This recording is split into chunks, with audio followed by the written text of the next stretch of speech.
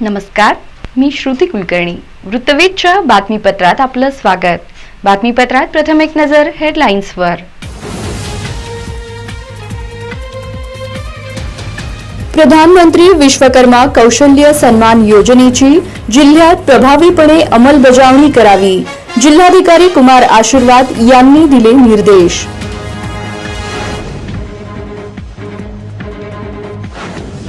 शिक्षण प्रसारक मंडळी संस्थेच्या वतीने आयोजिला स्तुत्य उपक्रम.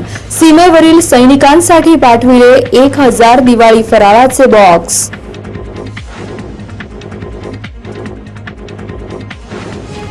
आमदार विजय देशमुख यांच्या विशेष प्रयत्नातून गावठाण आणि हद्दवाड भागाचा पाणीपुरवठा होणार सुरळीत. 15व्या वित्त आयोगातून 2,98,00,000 रुपये झाले मंजूर. भवानीपेठ पाणीगिरणीत बसवणार नवीन मोटार. आमदार देशमुखांनी केली पाहणी.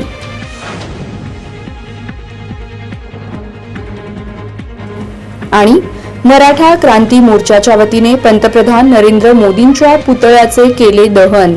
मराठा समाजाच्या भावनांशी खेळल्याचा केला जोरदार आरोप.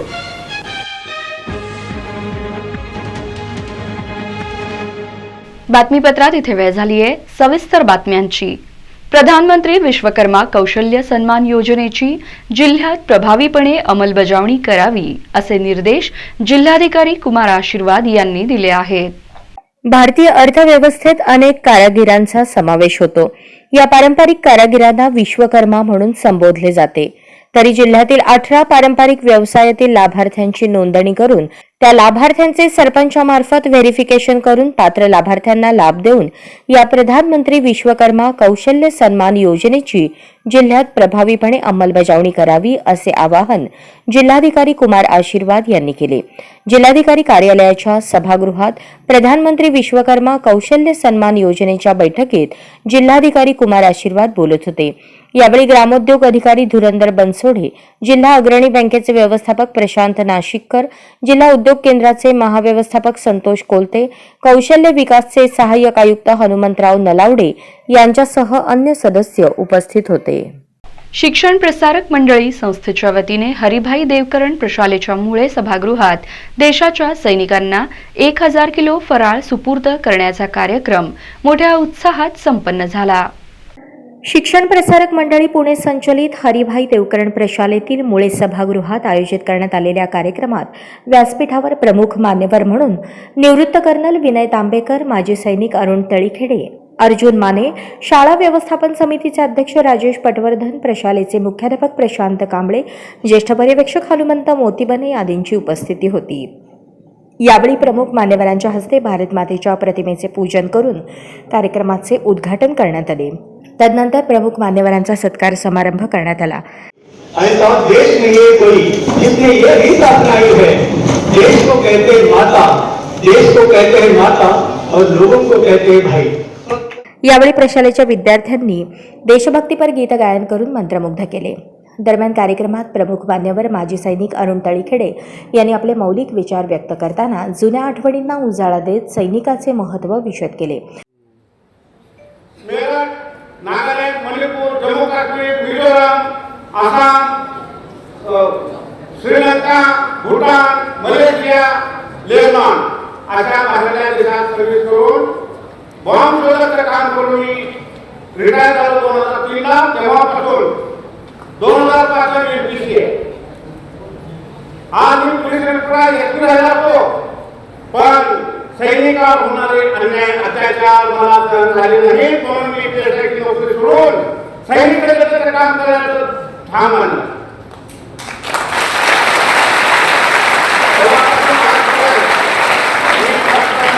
सैनिकांच्या सुखा दुःखासाठी आपण जो अहोरात्र फिरतोय त्या पुण्याचं फळ म्हणजे. यानंतर निवृत्त कर्नल आणि प्रशालेचे माजी विद्यार्थी विनय तांबेकर यांनी देखील आपले मनोगत व्यक्त करताना विद्यार्थ्यांनी संरक्षण क्षेत्रामध्ये कार्य केले पाहिजे, त्यासाठी आतापासून तयारी करणे महत्त्वाचे असल्याचे सांगितले. मान्यवरांच्या मनोगतानंतर शिक्षण प्रसारक मंडळीच्या विविध 8 शाखेच्या वतीने देण्यात येणाऱ्या दिवाळी फराळाचे बॉक्स प्रमुख मान्यवर माजी सैनिक अरुण तळीखेडे आणि निवृत्त कर्नल विनय तांबेकर यांच्याकडे सुपूर्द करण्यात आले. विद्यार्थ्यांनी तयार केलेली शुभेच्छा पत्रे आणि ग्रीटिंग कार्ड देखील यावेळी देण्यात आले. तत्पूर्वी कार्यक्रमात प्रशालेचे ज्येष्ठ पर्यवेक्षक हनुमंत मोतीबने यांनी कार्यक्रमाचे प्रास्ताविक केले. यानंतर शाळा व्यवस्थापन समितीचे अध्यक्ष राजेश पटवर्धन यांनी देखील आपले विचार व्यक्त करताना सदरच्या कार्यक्रमाचा उद्देश सांगितला. यावेळी प्रशालेचे शिक्षक, शिक्षकेतर कर्मचारी आणि विद्यार्थी उपस्थित होते. आपल्या स्वातंत्र्याला 75 वर्ष पूर्ण झाल्यानिमित्त मी सोलापुरातील शिखर मंडळीच्या सगळ्या आपल्या संस्थांना आवाहन केलं होतं की यावेळी आपली दिवाळी आपल्या सैनिकांबरोबर साजरी करूया. त्यासाठी मी सर्वांना आवाहन केलं होतं की आपण काहीतरी एक कॉन्ट्रीब्यूट करून स्वइच्छेने आपल्या सर्व सरहद्दीवरती सैनिकांना आपला तर्फे काहीतरी गोड आणि फराळ पाठवूया दिवाळीचा. तर त्याला अतिशय उत्स्फूर्त असा प्रतिसाद मिळाला आणि जवळजवळ 1000 किलो एवढा फराळ आपण तिकडे पाठवू शकतोय आता. आमदार विजय देशमुख यांच्या विशेष प्रयत्नातून गावठाण आणि हद्दवाढ भागाचा पाणीपुरवठा सुधारण्यासाठी 15व्या वित्त आयोगातून 2,98,00,000 रुपये मंजूर झाल्याने होणाऱ्या कामाची पाहणी देशमुखांनी केली आहे.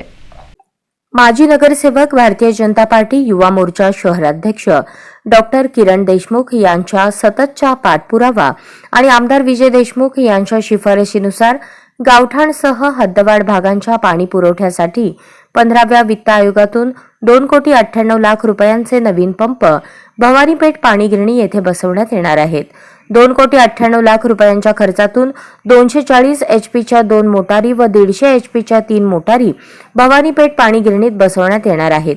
या नवीन मोटारी पाणीगिरणीत कार्यान्वित झाल्यानंतर घोंगडे वस्ती, बलिदान चौक, चाटी गल्ली, पूर्व मंगळवार पेठ, बुधवार पेठ, कस्तुरबा मंडई परिसर, शाहीर वस्ती, भवानीपेठ परिसर, शेळगी, दहिटणे, विडी घरकुल परिसर आदी भागातील पाणीपुरवठा सुरळीत होण्यास मदत होणार आहे.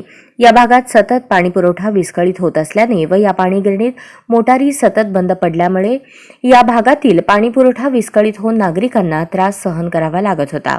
नागरिकांच्या सोयीच्या दृष्टिकोनातून आमदार विजयकुमार देशमुख यांनी 15व्या वित्त आयोगातून या कामासाठी 2,98,00,000 रुपयांचा निधी उपलब्ध करून दिला आहे. दरम्यान गुरुवारी आमदार विजय देशमुख यांनी भवानीपेठ पाणीगिरणीस भेट देऊन तेथील कामाचा आढावा घेतला. यावेळी भाजपा शहराध्यक्ष नरेंद्र काळे, अतिरिक्त आयुक्त संदीप कारंजे, सार्वजनिक आरोग्य अभियंता विजयकुमार राठोड, नीलकंठ मठपती, सिद्धेश्वर उस्तुर्गे, माजी नगरसेवक डॉक्टर किरण देशमुख, अविनाश पाटील, ज्ञानेश्वर कारभारी, शंकर शिंदे, बाजार समितीचे संचालक बसवराज इटकळे, विरेश उंबरजे, संतोष बंडगर, सतीश महाले उपस्थित होते. जुन्या 90 एचपीच्या पंपामुळे अनेक वेळा पाणीपुरवठा खंडित होत होता. मंजूर झालेल्या रकमेतून आता 240 एचपीचे 2 पंप व 150 एचपीचे 3 पंप, याचबरोबर पूर्वी 8 इंची असलेली पाणीपुरवठ्याची पाईपलाईन आता 14 इंची होणार असून भवानीपेठ पाणीगिरणी येथे बसवण्यात येणार असल्यामुळे पाण्याचा प्रश्न मिटणार असल्याची माहिती माजी नगरसेवक तथा भारतीय जनता पार्टीचे युवा मोर्चाचे सोलापूर शहराध्यक्ष डॉक्टर किरण देशमुख यांनी यावेळी दिली. आज भवानीपेठ पाणीगिरणी या ठिकाणी या भागातले आमदार विजय देशमुख मालक तसंच अतिरिक्त आयुक्त कारंजे साहेब, मठपती साहेब, उस्तुर्गी साहेब यांच्या उपस्थितीत, राठोड साहेब यांच्या उपस्थितीत शेळगी भागात तसंच सोलापूर भागात वारंवार विस्कळीत होणारा पाणी पुरवठ्याबद्दल जे नागरिकांची समस्या होती त्याबद्दल या ठिकाणी व्हिजिट देण्यात आलं. तसंच या भागात शेळगीला जे पाणी पुरवठा होत आहे ते कमी दाबाने होत असल्यामुळं आमदार विजय देशमुख मालक यांच्या पाठपुराव्याने या ठिकाणी पहिला 90 एचपीचा पंप होता, पण आता ते बदलून 125 एचपीचा पंप बसवण्यात येणार असून त्याच्याने शेळगी भागात जे कमी प्रेशरचं पाणी पुरवठा होत होता आता त्याच्यात वाढ होऊन एक चांगल्या पद्धतीचा पाणी पुरवठा होणार आहे. यासोबतच पंप हाऊसमध्ये पंप बदलल्यानंतर 12 इंचीचं जे पाईपलाईन होतं ते बदलून शेळगी पुलापर्यंत 14 इंचीचं पाईपलाईन घालण्यात येणार असून मला नक्कीच विश्वास आहे की येणाऱ्या काळात शेळगीला जे पाणी पुरवठ्याचं समस्या होतं ते दूर होणार आहे आणि तसंच शहरात पाणी पुरवठा विस्कळीत होत असल्यामुळे कारंजे साहेबांना विचारले असताना येणाऱ्या काही दिवसात 4 दिवसाआड पाणी पहिला जसं येत होतं त्या पद्धतीनेच पाणी पुरवठा होणार असल्याचं ग्वाही कारंजे साहेबांनी दिलेलं आहे. धम्मचक्र प्रवर्तन दिनानिमित्त काढण्यात आलेल्या मिरवणुकीत दगडफेक केल्याप्रकरणी दोन्ही मंडळातील कार्यकर्त्यांवर गुन्हा दाखल करण्यात आला आहे. धम्मचक्र प्रवर्तन दिनानिमित्त काढण्यात आलेल्या मिरवणुकीदरम्यान पुढे जाण्याच्या कारणावरून 2 मंडळात दगडफेक झाल्याची घटना 24 ऑक्टोबर रोजी दुपारच्या सुमारास मेकॅनिक चौक येथे घडली. मेकॅनिक चौक येथे बुधवार पेठेतील प्रबुद्ध भारत तरुण मंडळ बुधवार पेठ व बुद्ध दर्शन बहुउद्देशीय सामाजिक विकास संस्था ही दोन्ही मंडळे त्यांच्या मिरवणुकीसह आली असताना दोन्ही मंडळात पुढे जाण्याच्या कारणावरून तक्रार झाली. दोन्ही मंडळातील 5 पेक्षा अधिक लोकांनी बेकायदेशीररित्या जमाव जमवून मंडळातील इतर कार्यकर्ते, मिरवणूक पाहण्यास आलेल्या नागरिकांना इजा होईल याकडे दुर्लक्ष करून दोन्ही गटातील अज्ञात व्यक्तींनी एकमेकांच्या दिशेने लेझीम व दगडफेक करून दहशतीचे वातावरण निर्माण केले. अशा आशयाची फिर्याद पोलीस कॉन्स्टेबल प्रवीण महेश भोसले यांनी फौजदार चावडी पोलीस ठाण्यात दिली. त्यांच्या फिर्यादीवरून 5 पेक्षा अधिक अज्ञात लोक यांच्याविरुद्ध भारतीय दंडसंहिता 1860 चे कलम 143, 336 प्रमाणे गुन्हा दाखल करण्यात आला आहे. अधिक तपास सहाय्यक पोलीस निरीक्षक गायकवाड हे करत आहेत. जिल्हाधिकारी कुमार आशीर्वाद यांच्या पाठपुराव्याला यश आले असून विमा कंपनीकडून सोयाबीन, बाजरी व मका या पिकाचे अग्रिम मंजूर झाले आहेत. सोयाबीन, मका व बाजरी या पिकांसाठी सर्व पात्र विमाधारक शेतकऱ्यांना 25% नुकसान भरपाई रक्कम मिळणार आहे. प्रधानमंत्री पीक विमा योजना खरीप 2023 अंतर्गत सोलापूर जिल्ह्यात माहे ऑगस्टमध्ये पावसातील खंडामुळे खरीप पिकांच्या उत्पादनात घट येण्याची शक्यता लक्षात घेता प्रधानमंत्री पीक विमा योजनेअंतर्गत जिल्ह्यातील 92 महसूल मंडळे व 8 तालुक्यातील विमाधारक शेतकऱ्यांना संभाव्य नुकसान भरपाई रकमेच्या 25% आगाऊ रक्कम देण्याबाबत पीक विमा कंपनीस जिल्हाधिकारी कुमार आशीर्वाद यांनी सूचना केल्या. मात्र याबाबत पीक विमा कंपनीमार्फत निर्णय घेण्यात येत नव्हता.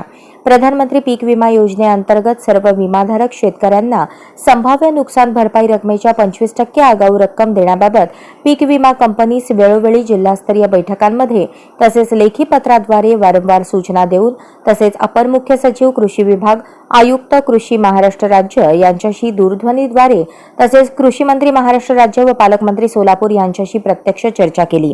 त्याचप्रमाणे उपमुख्यमंत्री देवेंद्र फडणवीस यांच्याकडेही जिल्हाधिकारी कुमार आशीर्वाद यांनी पाठपुरावा केला.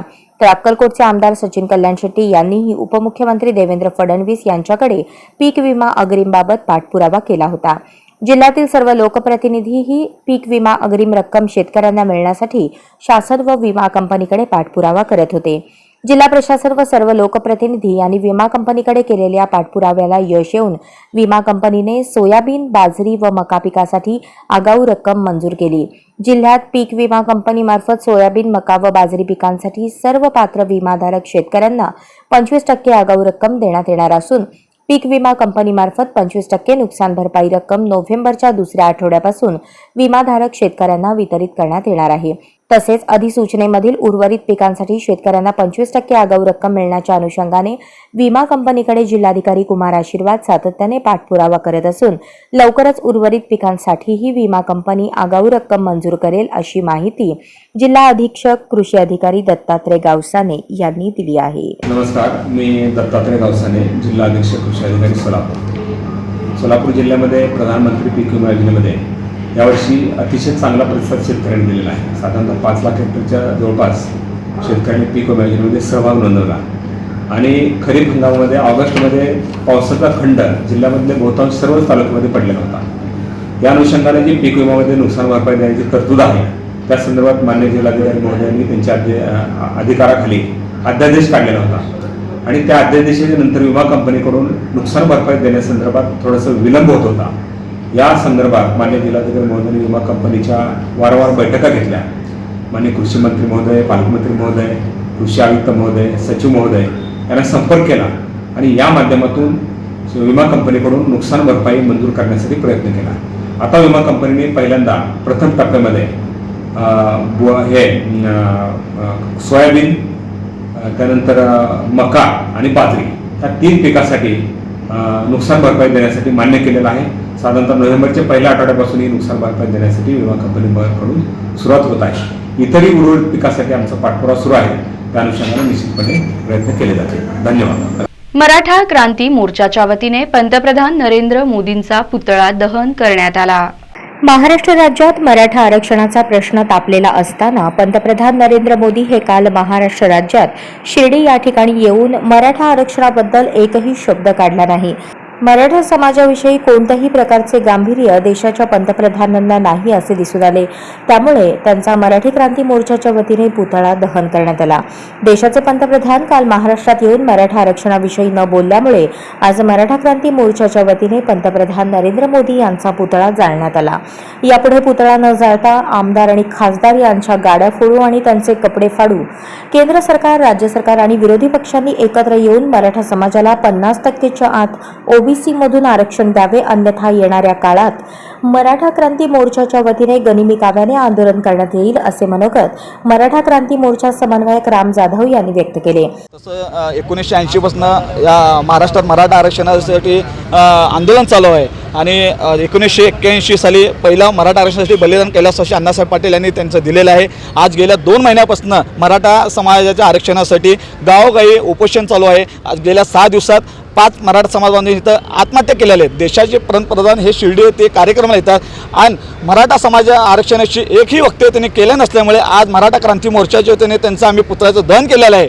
आम्ही केंद्र सरकार आणि राज्य सरकार विरोधी पक्षांना आम्ही इशारा देतो मराठा क्रांती मोर्चाच्या वतीने. आज आम्ही फक्त पुतळे जाळलेले आहेत. येणाऱ्या काळात मराठा समाजाच्या वतीने आम्ही त्यांच्या घरावर त्यांच्या गाड्या जाळू, त्यांचे कपडे फाडू. लवकर अधिवेशन बोलवा. मराठा समाजाला कायद्याच्या कचाटीत 50% आतून ओबीसीमधून मराठा समाजाला आरक्षण द्यावे, अन्यथा येणाऱ्या काळात गनिमी कावानी मोठं आंदोलन उभा करा. भाऊसाहेब रोडगे, निशांत साळवे, प्रकाश जाधव यांनी सुद्धा केंद्र आणि राज्य सरकार यांनी मराठा आरक्षण मार्गी लावावे असे मनोगत व्यक्त केले. यावेळी मराठा क्रांती मोर्चा समन्वयक राम जाधव, भाऊसाहेब रोडगे, निशांत सावळे, चेतन चौधरी, प्रकाश जाधव, बाळू बाबर, अक्षय पांडे, मारुती सुरवसे, सुदीप पिंपरे, संभा गळके आदी समाज बांधव उपस्थित होते. मोर्चाच्या वतीने पंतप्रधान नरेंद्र मोदी यांचा पुतळा दहन केला आहे. नरेंद्र मोदी शिर्डीत येतात आणि मराठा आरक्षणचे एवढं मोठं रान पेटलेलं आहे, त्याच्याबद्दल काय सुद्धा वक्तव्य करत नाहीत. मग याचं आम्ही काय समजावं? यासाठी आज त्यांचा आम्ही मराठा क्रांती मोर्चाच्या वतीने त्यांचा पुतळा जाळण्यात आला आहे आणि याच्यापुढे जर त्यांनी असं केलं तर आम्ही त्यांच्या प्रत्येक आमदाराच्या घरासमोर जाऊन आंदोलन करणार आहे. सोलापूर शहर हँडबॉल स्पर्धेत दयानंद महाविद्यालयाच्या खेळाडूंनी संगमेश्वर महाविद्यालयावर मात करत अजिंक्यपद पटकावले. सोलापुरात झालेल्या सोलापूर महानगरपालिका व जिल्हा क्रीडा अधिकारी यांच्या संयुक्त विद्यमाने शालेय शहरस्तरीय हँडबॉल स्पर्धेत 19 वर्ष मुलांच्या संघाने अविस्मरणीय खेळताना प्रथम क्रमांक मिळवला आहे. सेमीफायनल सामन्यांमध्ये दयानंद महाविद्यालयाने जयरा चंडक महाविद्यालयास 18-3 इतक्या फरकाने विजय संपादन केलेला होता. अंतिम सामन्यामध्ये दयानंद महाविद्यालयाच्या मुलांच्या संघाने संगमेश्वर महाविद्यालयावर 25-18 असा एकतर्फी विजय संपादित केला आहे. सदर सामन्यांमध्ये ओम बाळू काकडे, सोहम ज्ञानेश्वर क्षीरसागर, नीरज कृष्णहरी येनगुल, यश शशिकांत खटके, आदित्य चंद्रकांत प्रधान, प्रथमेश वेणुगोपाल कंदी, परमेश्वर निलेश सुरवसे या खेळाडूंचा खेळ उत्कृष्ट झाला. सदर उत्कृष्ट कामगिरीमुळे वरील संघाची पुणे विभागीय स्पर्धेसाठी निवड झाली आहे. सदर विजयी संघास डॉक्टर शैलेश बंडे, प्रमोद कुनगुलवार यांचे मार्गदर्शन लाभले आहे. विजेत्या खेळाडूंना दयानंद शिक्षण संस्थेचे स्थानिक सचिव महेश चोप्रा, प्राचार्य डॉक्टर विजयकुमार उबाळे, उपप्राचार्य अरुण खांडेकर, पर्यवेक्षक बाळकृष्ण माढेकर यांनी अभिनंदन करून पुढील स्पर्धेसाठी शुभेच्छा दिल्या. आगामी लोकसभा निवडणुकीच्या अनुषंगाने प्रारूप मतदार यादी प्रसिद्ध झाली असून सोलापूर जिल्ह्यात आता 36,33,072 मतदार आहेत. आगामी लोकसभा निवडणुकीच्या अनुषंगाने प्रारूप मतदार यादी प्रसिद्ध झाली आहे. सोलापूर जिल्ह्यात आता 36,33,072 मतदार असून यामध्ये 18,89,234 पुरुष तर 17,43,579 महिला मतदार आहेत. 259 इतके तृतीयपंथी मतदार यादीत असल्याची माहिती जिल्हाधिकारी कुमार आशीर्वाद यांनी दिली. 27 ऑक्टोबर 2023 ते 9 डिसेंबर 2023 या कालावधीत विशेष संक्षिप्त पुनरीक्षण कार्यक्रम राबवला जाणार आहे. 1 जानेवारी 2024 रोजी किंवा त्याआधी 18 वर्ष पूर्ण केलेल्या नागरिकांना या कालावधीत आगाऊ मतदार नोंदणी करता येणार आहे. तसेच 2024च्या एप्रिल, जुलै, ऑक्टोबर या महिन्यांच्या 1 तारखेला 18 वर्ष पूर्ण होणाऱ्या तरुण-तरुणींनाही सदर कालावधीत आगाऊ मतदार नोंदणी करता येईल. मात्र त्या अर्जावरील प्रक्रिया सदर तिमाहीत पूर्ण करण्यात येईल. 2024 मध्ये होऊ घातलेल्या लोकसभा व विधानसभा निवडणुकीमध्ये मताधिकार बजावण्यासाठी ही संधी असल्याने पात्र नवमतदारांनी नाव नोंदणी करावी, असे कुमार आशीर्वाद यांनी सांगितले. तृतीयपंथी व्यक्ती, शरीर व्यवसाय करणाऱ्या स्त्रिया, भटक्या विमुक्त जमाती यांच्यासाठी 2 व 3 डिसेंबर 2023 रोजी विशेष शिबिरे आयोजित केली जाणार आहेत. ही शिबिरे सामाजिक संस्थांच्या सहकार्याने सदर समाज घटकांच्या सोयीच्या ठिकाणी आयोजित केली जाणार आहेत. या समाज घटकाकडे वास्तव्य आणि जन्मतारखेच्या कागदपत्रांची कमतरता लक्षात घेऊन निवडणूक आयोगाने त्यांना स्वयंघोषणापत्राची सवलत दिलेली आहे. त्यामुळे हे समजते आता कोणतेही कागदपत्र नसले तरीही मतदार नोंदणी करू शकणार आहेत. सोलापूर जिल्ह्यामध्ये 27 ऑक्टोबर 2023 रोजी एकूण सैनिक मतदार 4481 इतके आहेत. तसेच एकूण 3567 इतकी मतदान केंद्रे होती. यामध्ये 32 मतदान केंद्रांची वाढ झालेली असून एकूण मतदान केंद्रे 3599 इतकी झालेली आहेत. ऑनलाईन मतदार नोंदणीसाठी मतदारांनी voters.eci.gov.in तसेच आपली नावे मतदार यादीमध्ये शोधण्यासाठी ceo.maharashtra.gov.in या संकेतस्थळाचा वापर करावा. मतदार यादी संदर्भात काही माहिती आवश्यक असल्यास अथवा काही दुरुस्ती असल्यास संबंधित मतदार नोंदणी अधिकारी तथा तहसील कार्यालयाशी संपर्क साधावा. रोही पिंपळगाव येथे राजकीय नेत्यांना मराठा आरक्षण मिळेपर्यंत गावबंदी केली असून मतदानावरही बहिष्कार टाकण्यात आला आहे. मुदखेड तालुक्यातील मौजे रोही पिंपळगाव येथे 25 ऑक्टोबर रोजी सकल मराठा समाजाच्या वतीने मराठा आरक्षण मिळेपर्यंत साखळी उपोषण व राजकीय नेत्यांना व पुढाऱ्यांना मराठा आरक्षण मिळेपर्यंत गावबंदी व मतदानावर बहिष्कार टाकण्यात आला असून असा ठराव मौजे रोही पिंपळगाव येथील सकल मराठा समाजाच्या वतीने घेण्यात आला. जालना जिल्ह्यातील अंतरावली सराटी येथे सुरू असलेल्या मनोज जरांगे पाटील यांच्या उपोषणाला पाठिंबा देत रोही पिंपळगाव येथील छत्रपती शिवाजी महाराज यांच्या पुतळ्यासमोर युवक नितीन किशनराव शिंदे या युवकाने आमरण उपोषण करण्यासाठी निर्धार केला असून प्रलंबित असलेला मराठा आरक्षणाचा मुद्दा विनाविलंब न करता सरकारने मराठा समाजाला आरक्षण द्यावे यासाठी मुदखेड तहसील कार्यालय व रोही पिंपळगाव येथील ग्रामपंचायत कार्यालय येथे निवेदन देण्यात आले. तसेच मराठा आरक्षणासाठी बसलेल्या उपोषणाला मुदखेड प्रहार संघटनेच्या वतीने पाठिंबा देण्यात आला. यावेळी रोही पिंपळगाव येथील सकल मराठा समाज मोठ्या संख्येने उपस्थित होता. 60 ते 70 वर्षापासून असे आश्वासन बरेच वेळेस आश्वासनं दिलेत, पण आता आश्वासन आम्हाला नको आहे. सर्वच पक्षांना आम्हाला ह्याच्यामध्ये काढलंय. आम्हाला आता आरक्षण दिल्याशिवाय आम्ही कोणालाही आता जुमानणार नाही आणि आरक्षण दिल्याशिवाय आता आम्ही सर्व मतदानावर बहिष्कार टाकलेला आहे. सर्व नेत्याला सुद्धा गावबंदी केलेली आहे आणि आमचा एकच लक्ष आहे मराठा समाजाचं की आम्हाला आता कोण्या हालतीमध्ये आरक्षण मिळालं पाहिजे. हे आमची प्रमुख मागणी आहे. याच्याशिवाय पर्याय नाही. आमचे सर्व लेकरं सर्व शिक्षणापासून उद्ध्वस्त होत आहेत. सर्व तुम्हाला सांगतो 600, 700 25 तारखेपासून आम्ही सुरुवात केली आहे साखळी उपोषणाला.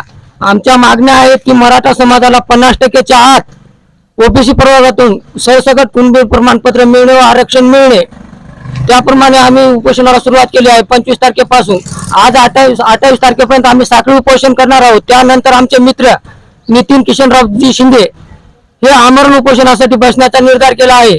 आमरण उपोषण हे जरांगे पाटलांनी सांगितल्याप्रमाणे बेमुदत चालणार आहे. वाशी सकल मराठा समाजातर्फे साखळी उपोषणाला सुरुवात करून 26 मार्च रोजी उत्साहात कॅन्डल मार्च काढण्यात आला.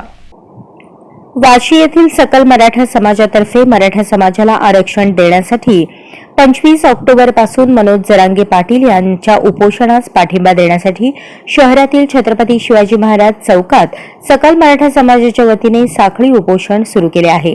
त्यानंतर दुसऱ्या दिवशी सायंकाळी 7 वाजता मराठा समाजातर्फे गावातून कॅन्डल मार्च काढण्यात आला. यामध्ये गावातील मराठा समाजाचे हजारावर युवक वृद्ध सामील होते. एवढा मोठा कॅन्डल मार्च आजपर्यंत कधीही पाहावयास मिळाला नाही. एक मराठा कोटी मराठा अशा घोषणा देत कॅन्डल मार्च गावातून काढण्यात आला. उपोषणस्थळी कॅन्डल मार्च झाल्यानंतर मुस्लिम समाजातर्फे साखळी उपोषणाला पाठिंबा देण्यात आला. त्यामुळे कॅन्डल मार्चमध्ये मुस्लिम समाजही मोठ्या प्रमाणात सामील होता. या कॅन्डल मार्चमध्ये सर्व पक्षाचे पदाधिकारी सामील होते. सर्वांनी पक्षाचे पायताण बाजूला ठेवून केवळ आपण मराठा आहोत, मराठा समाजाला आरक्षण मिळेपर्यंत लढत राहणार हाच निश्चय त्यांनी केला. त्यामुळे सर्वजण मोठ्या संख्येने सामील झाले.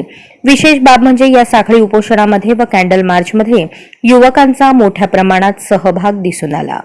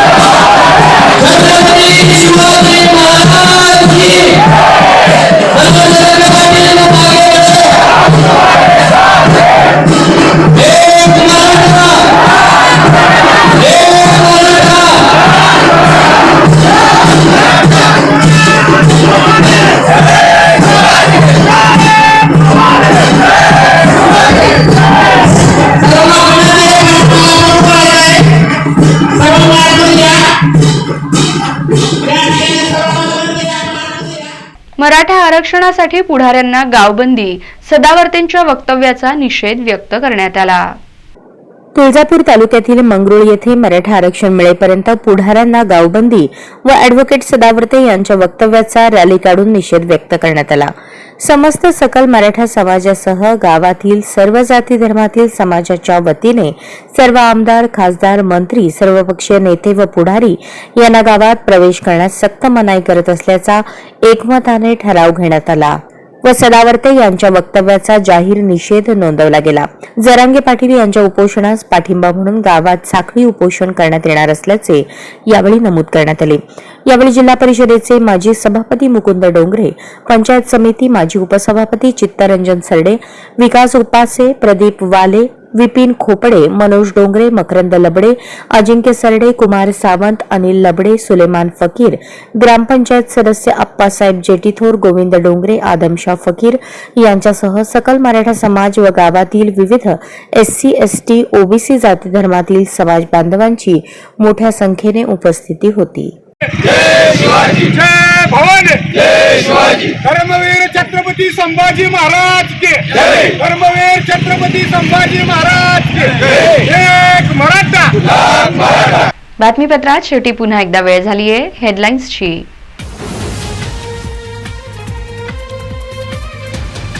प्रधानमंत्री विश्वकर्मा कौशल्य सन्मान योजनेची जिल्ह्यात प्रभावीपणे अंमलबजावणी करावी, जिल्हाधिकारी कुमार आशीर्वाद यांनी दिले निर्देश.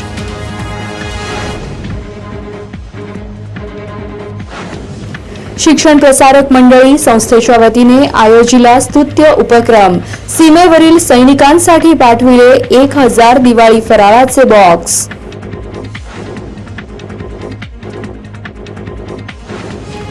आमदार विजय देशमुख यांच्या विशेष प्रयत्नातून गावठाण आणि हद्दवाड भागाचा पाणी पुरवठा होणार सुरळीत. 15व्या वित्त आयोगातून 2,98,00,000 रुपये झाले मंजूर.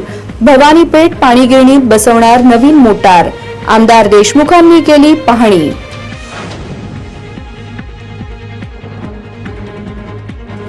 आणि मराठा क्रांती मोर्चाच्या वतीने पंतप्रधान नरेंद्र मोदींच्या पुतळ्याचे केले दहन. मराठा समाजाच्या भावनांशी खेळल्याचा केला जोरदार आरोप.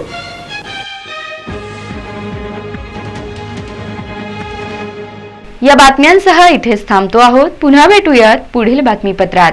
तोपर्यंत ताज्या घटना घडामोडींचा आढावा घेत रहा आणि पाहत रहा सत्याचा अचूक वेध वृत्तवेध. नमस्कार.